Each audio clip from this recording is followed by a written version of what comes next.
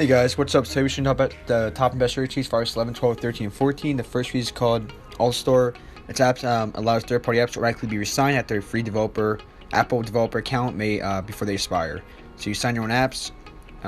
Pretty cool using your Apple ID. Next week is called Tweak Compatible.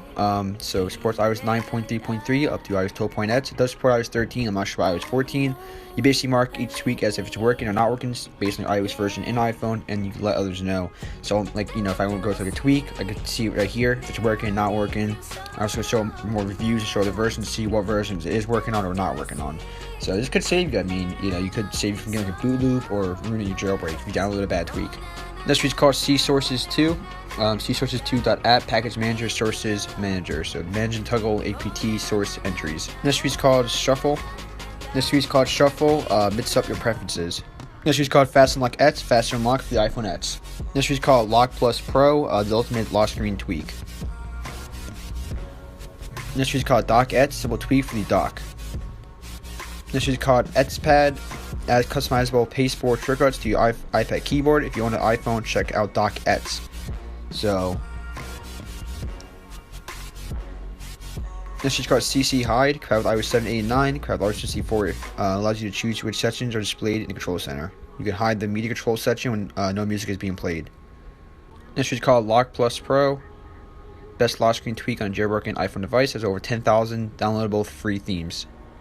Next is called Fabric 2, design your own lock screen for iOS 13. It does now support up to iOS 14.3. Next is called Little 11, brings iPhone X features and more to devices running iOS 13. These features right here.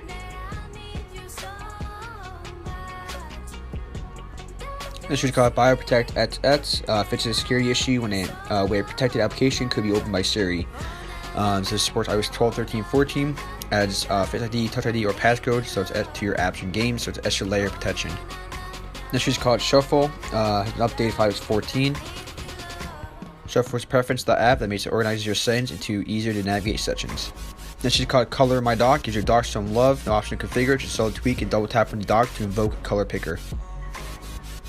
Next is called Cydia Timeout 10, force Cydia to only spend 10 seconds trying to refresh each source, so it cuts down that time. So sometimes you could be waiting, if you have a lot of sources or certain sources, you could be waiting, up to 5-10 minutes, usually a couple minutes, just for the Cydia sources to refresh. This cuts out that time to 10 seconds, so it saves you a bunch of time. Next is called Front Page, load custom springboard themes to totally change the look and feel of your device. Next is called CarPlay Enabled, using the application on CarPlay on iOS 14 and up. Supports video and audio playback, including while the device is locked. It does not support DRM content like Hulu, Netflix, etc. So you also support running multiple apps at the same time, one on device and one on CarPlay. That's pretty cool. Next is called Lib Undirect, Patch Finder and Rebinder for objective direct methods. Next is called Safari Plus, gives Safari a bunch of cool features, your privacy features, upload and downloads, usability features, actions, gestures, customization. Supports iOS 8 to 14.4. Next is called Safari Plus Syphilis. It's basically the same thing as Safari Plus. So, next is called Joy Pixel's Emoji Theme. Joy Pixel 6.5 free fonts. Next is called Edge. Color your device in a beautiful and elegant way. Next is called Jarvis. Powerful multi-center.